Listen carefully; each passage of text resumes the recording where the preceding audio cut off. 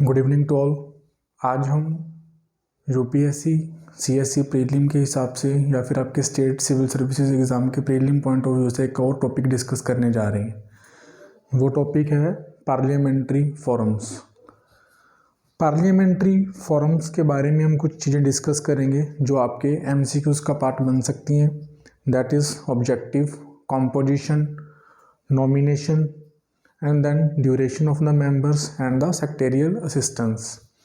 Parliamentary forums हैं क्या? Parliamentary forum का कॉन्सेप्ट 2005 में उस टाइम के लोकसभा स्पीकर सोमनाथ चटर्जी ने इंट्रोड्यूस किया था।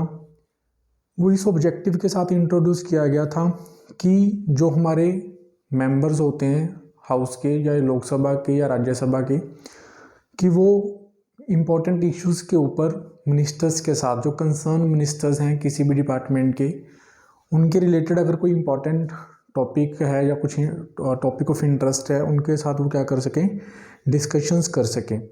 एंड उन टॉपिक्स के ऊपर अगर आपको कोई स्कीम्स इम्प्लीमेंट करवानी है या फिर कोई सजेशंस देनी है तो उनको स्पीड अप किया जा सके। या फिर कुछ टॉपिक्स या कुछ इश्यूज़ को पहले वो इस फॉरम्स में डिस्कस कर लें, सो दैट कि बाद में फिर वो हाउस ऑफ द फ्लोर या फिर डिपार्टमेंट रिलेटेड स्टैंडिंग कमेटीज़ में डिस्कस कर सकें इफ़ेक्टिवली। यहाँ पे एक्चुअली फॉरम्स में उन मेंबर्स को डाटाज प्रोवाइड किए जाते हैं, एनजीओज़ के साथ डिस्कशंस या फिर उन टॉपिक्स के ऊपर जो एक्सपर्ट्स होते हैं उनके साथ डिस्कशंस करने के बाद कुछ मेन पॉइंट्स मिलते हैं जिसको वो फिर इफ़ेक्टिवली क्या कर सकते हैं, फ्लोर ऑफ द हाउस या फिर आपके डिपार्टमेंट रिलेटेड स्टैंडिंग कमेटीज़ में क्या कर सकते हैं, डिस्कस कर सकते हैं। अगर हम पार्लियामेंट्री फॉरम्स के कॉम्पोजिशन की बात करें तो वहाँ पे मैक्सिमम 31 मेंबर्स हो सकते हैं। 31 मेंबर्स में से 21 मेंबर्स आपके लोकसभा से होंगे मैक्सिमम, एंड 10 मेंबर्स जो हैं वो मैक्सिमम आपके राज्यसभा से होंगे। 31 मेंबर्स में आपका इनके एडिशनल वहाँ पे प्रेसिडेंट और वाइस प्रेसिडेंट्स बनते हैं।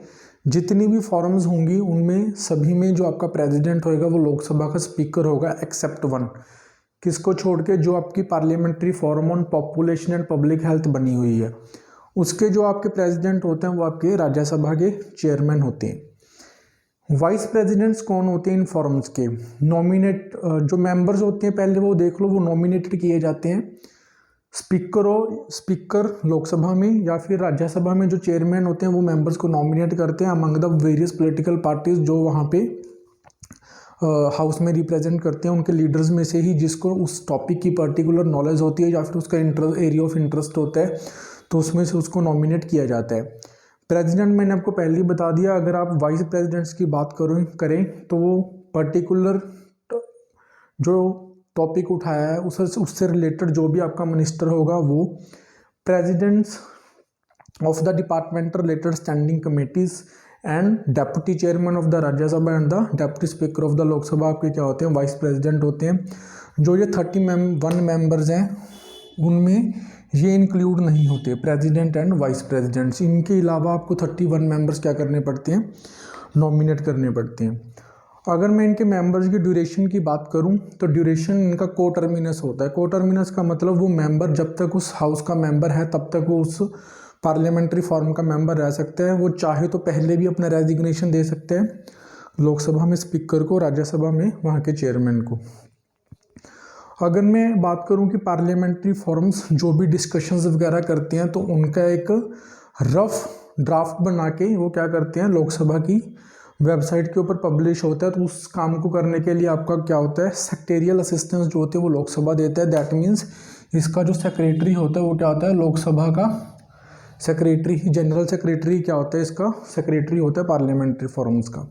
वैसे इसकी कोई ऑफिशियल रिपोर्ट वगैरह पब्लिश नहीं होती, वो सिर्फ एक रफ पॉइंट्स होते हैं जो वहाँ पर डिस्कस किए गए होते हैं। टिल डेट अभी तक आपकी 8 पार्लियामेंट्री फॉरम्स बन चुकी हैं, ठीक है। पहला जो था वो आपका वाटर कंजर्वेशन एंड मैनेजमेंट के ऊपर बना था।